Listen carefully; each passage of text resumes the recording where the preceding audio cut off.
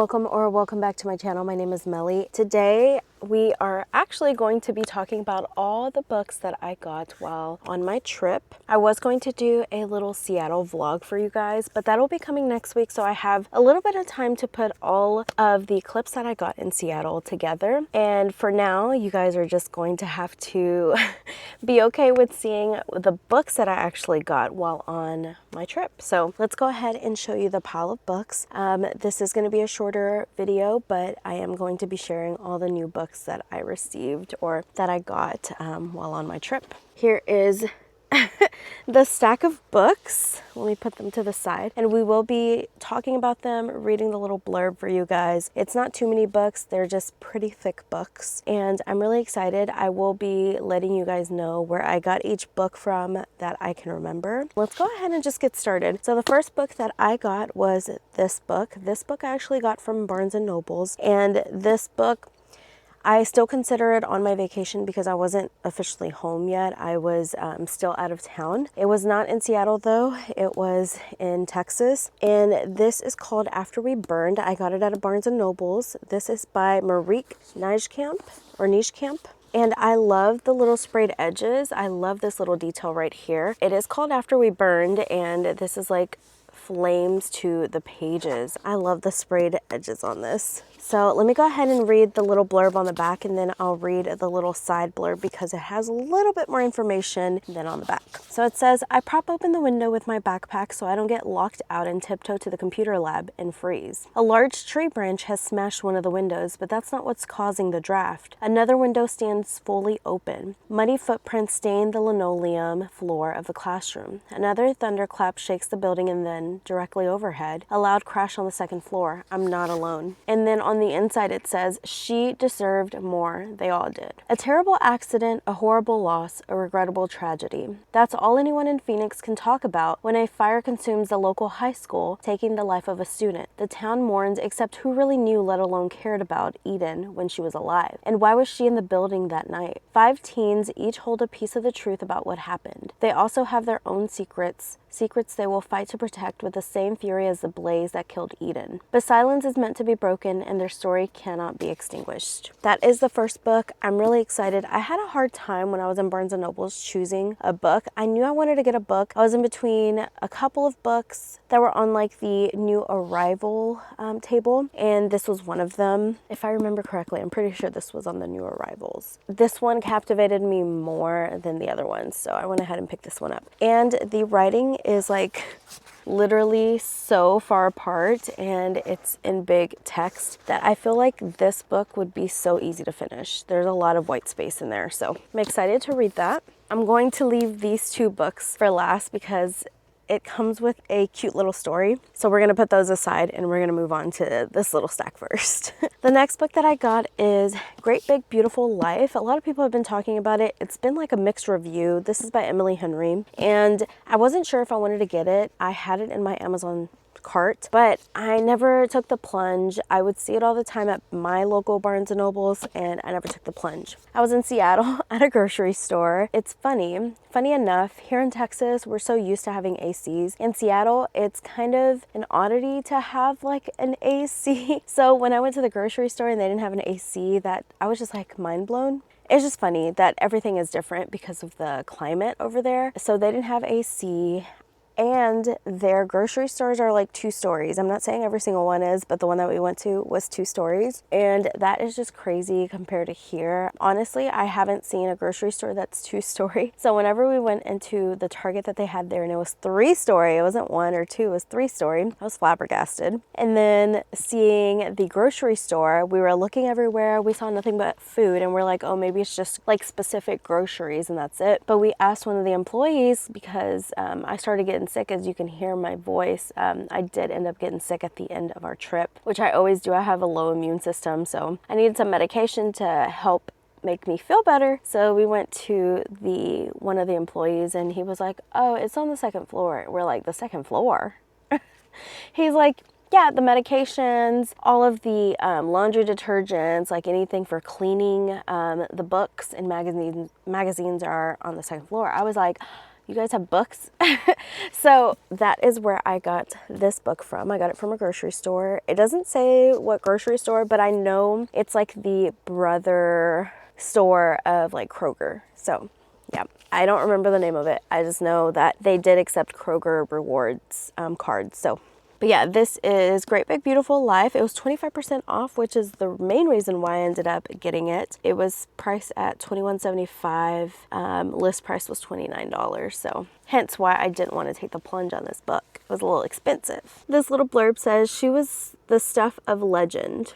Alice Scott is an eternal optimist, still dreaming of her big writing break. Hayden Anderson is a Pulitzer Prize-winning human thundercloud. And they're both on balmy little Crescent Island for the same reason, to write the biography of a woman no one has seen in years, or at least to meet with the octogenarian who claims to be the Margaret Ives. Tragic heiress, former tabloid princess and daughter of one of the most storied and scandalous families of the 20th century. When Margaret invites them both for a 1-month trial period, after which she'll choose the person who will tell her story, there are 3 things keeping Alice's head in the game.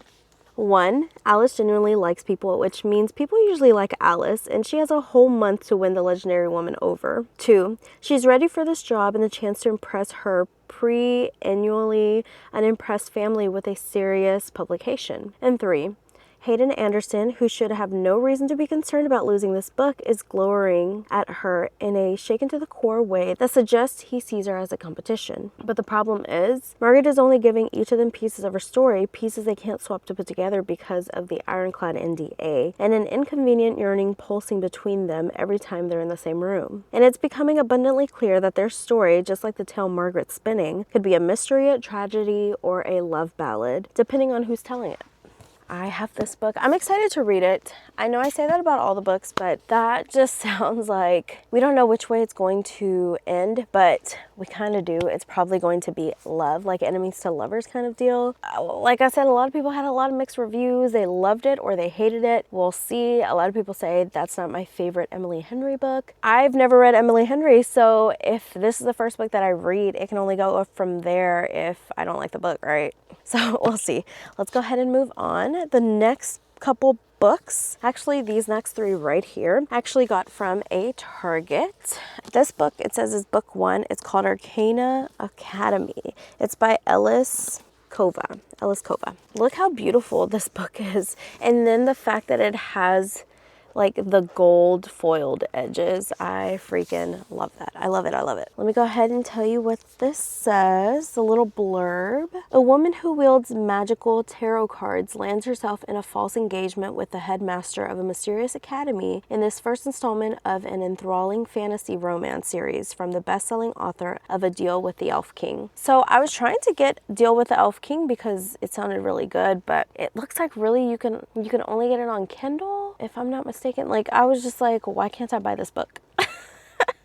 It was just like so hard to find on Amazon. I may just need to look at Barnes and Nobles to see if I can find it on there. But a lot of people like that other book, Deal with the Elf King, so I kind of want to read it now. Clara Greysword has survived the underworld of Eclipse City through thievery, luck, and a whole lot of illegal magic. After a job gone awry, Clara is sentenced to a lifetime in prison for inking tarot cards, a rare power reserved for practitioners at the elite Arcana Academy. Just when it seems her luck has run dry, the Academy's enigmatic headmaster, Prince Kalis, offers her an escape for a price. Kalis believes that Clara is the perfect tool to help him steal a tarot card from the king and use it to recreate an all-powerful card long lost to time. In order to conceal her identity and keep her close, Kalis brings Clara to Arcana Academy, introducing her as the newest first-year student and his bride-to-be. Thrust into a world of arcane magic and royal intrigue, where one misstep will send her back to prison or worse, Clara finds that the prince she swore to hate may not be what he seems. But can she risk giving him power over the world and her heart, or will she take it for herself? That's just so mysterious. It sounds so good, and I'm excited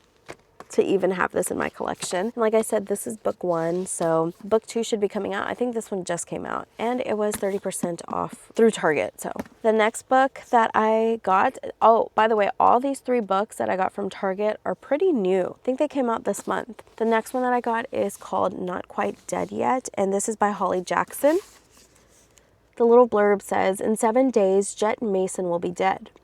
Jet is the daughter of one of the wealthiest families in Woodstock, Vermont. 27 years old and back living with her parents, she's still wanting for her life to begin. I'll do it later, she always says. She has time until Halloween night when she is violently attacked by an unseen intruder suffering a catastrophic head injury. Doctors are certain that within a week the injury will trigger a deadly aneurysm. Jet never thought of herself as having enemies, but now she looks at everyone in a new light. Her family, her former best friend turned sister-in-law, her ex-boyfriend. She has just 7 days. As her condition deteriorates, she has only her childhood friend Billy for help. But nevertheless, she's absolutely determined to finally finishing something. Jet is going to solve her own murder. That just sounds intriguing. I also love the inside of this book.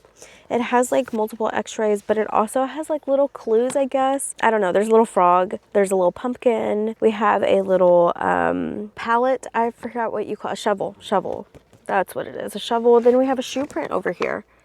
So just a bunch of things, mainly x-ray of her scalp or her head.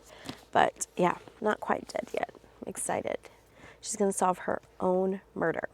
The next book that I got from Target is called A Forbidden Alchemy. It is by Stacy McEwen, and on here it says a world-changing secret, a fated pair, an impossible choice. I also freaking love the sprayed edges of this. It matches the front cover so great. I love that it's like dripping and then it goes and fades into black and like galaxy. Beautiful, very magical. Oh, and then it also has like a cute little map on the inside. Let me see what the back looks like. Oh, it's the same little map. Okay. And what does the book look like? Oh, it's just blue. Okay, nothing too exciting to see there. So the little blurb says, all Nina has ever wanted is to become an artisan. All Patrick seeks is a craftsman revolution. Will they choose their greatest desires or each other? Nina Harrow and Patrick Colson are only 12 years old when they are whisked from their disenfranchised mining towns to dazzling Belvedere City to test for magical abilities. Nina's lifelong dream is to become an artisan, a powerful elemental mage who fulfills the city's grand ambitions, while Patrick wants only to reunite with his family of craftsmen in the mines. Together they discover a devastating secret. Artisans aren't born, but chosen. With this information, they part ways. Patrick returns home while Nina finds her place as one of the rarest, most coveted types of artisan. When a craftsman revolution ignites years later, Nina is captured by Patrick's rebel group, and he hasn't forgotten her. In fact, he needs her help for a mission that could shift the tides against Belvedere City. She reluctantly agrees to aid him, battling the sparks between them. But when Nina's first love reappears, asking her to betray Patrick for the artisans, she faces an impossible choice that will determine the fate of their world. So basically, she has to make a choice whether she's going to stick with her first love or she's going to stick with her friend Patrick, which could end up being her lover, you know? Who knows? Very interesting. I'm excited about all three of these books. I got these three from Target. And then last three books that I have here, these two have a funny story and a cute story.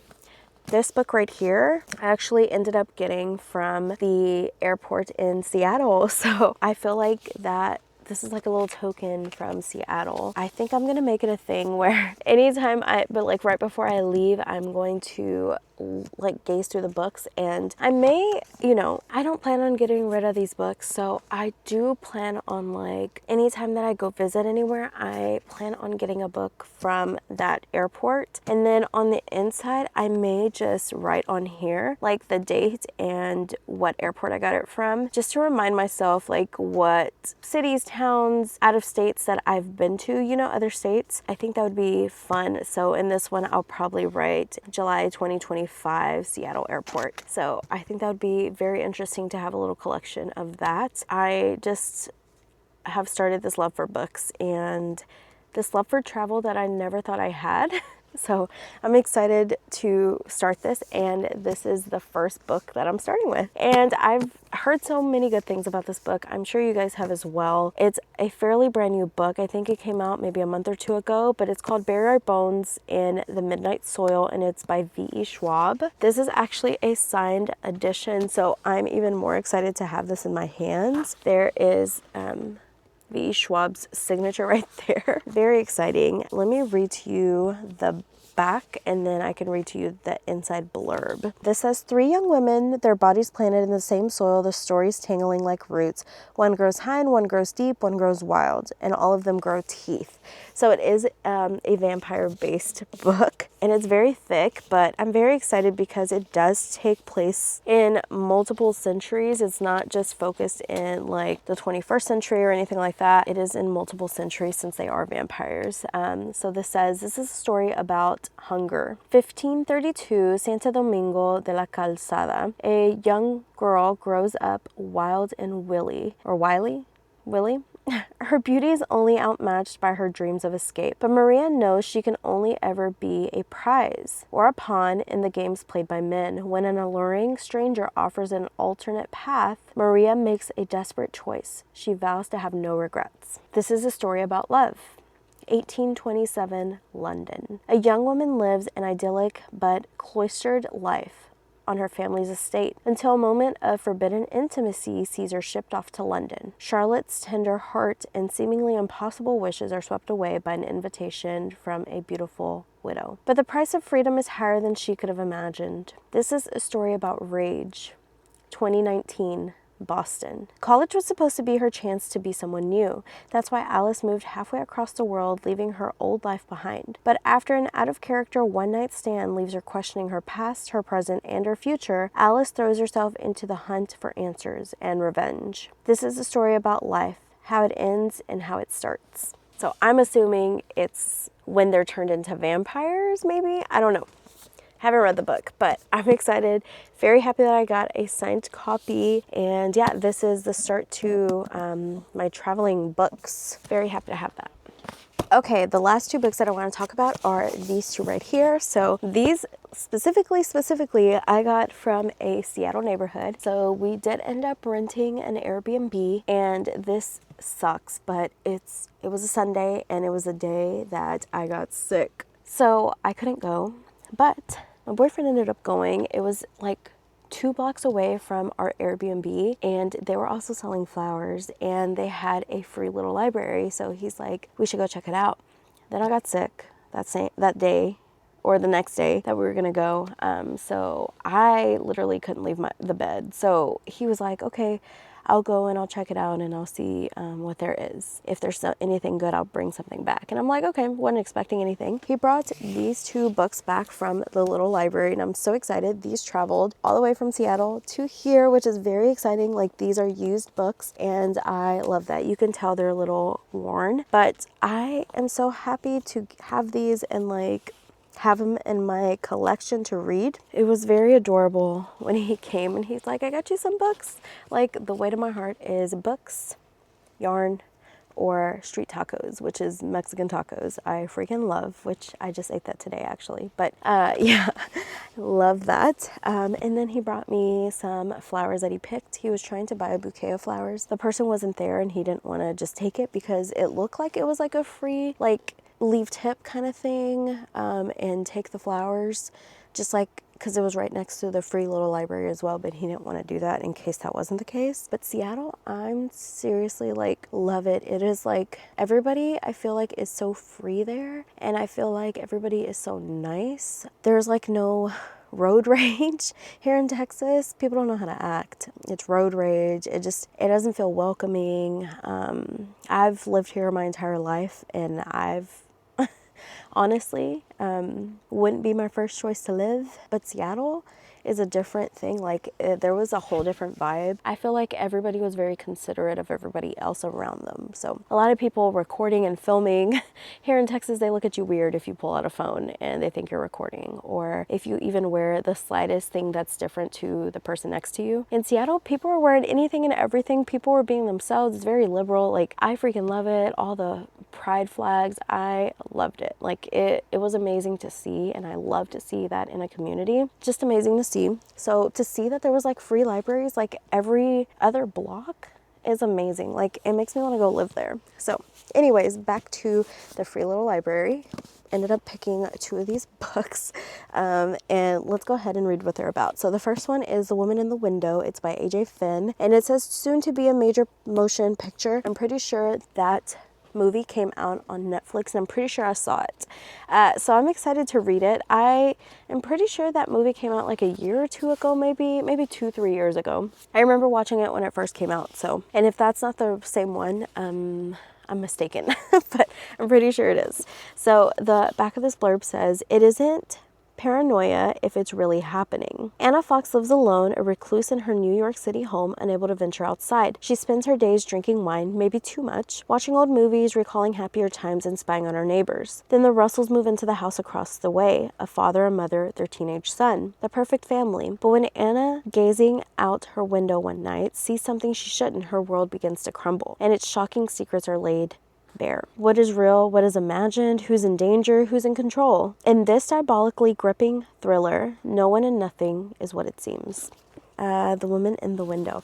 And I love how, like, this is like down, like someone's holding it down. I think that's so cute. That's just like those little details is what can make or break like the actual front of the book, and that's very intriguing. So I'm glad it caught his eye and he decided to bring it back to me. And then the last book that he got me and that I have for this haul is Where the Crawdads Sing. This is by Delia Owens. And it says Reese's Book Club on here. How long can you protect your heart? For years, rumors of the Marsh Girls have haunted Barkley Cove, a quiet town on the North Carolina coast. So in late 1969, when handsome Chase Andrews is found dead, the locals immediately suspect Kaya Clark, the so-called Marsh Girl.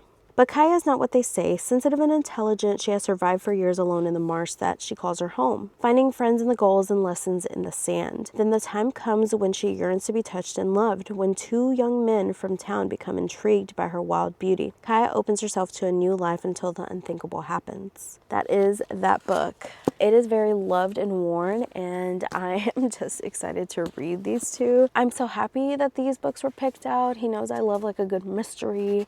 I love good thrillers. So he said he read the blurbs and he immediately thought that I would love them. There was a ton of books in there, so hopefully I can show you some pictures of this free little library that he visited. It was more like a little fridge. It was like an old refrigerator, and you just open it and it has a ton of books, and it had some like kids toys and stuff like that. So that is pretty amazing that like we literally saw maybe about 4 or 5 of them when we were like in the neighborhoods. When I do get a home, I really do want to have a free little library in front of my house. I really want to make that a dream, to build that with my dad and have that as a memory. So, but anyways, that is it, guys. My voice is going out because I'm still sick. I'm trying to recover, but I hope you guys enjoyed this video, and I hope you guys come back for next week. I will be sharing with you guys a little Seattle vlog. I just got back yesterday, so yeah,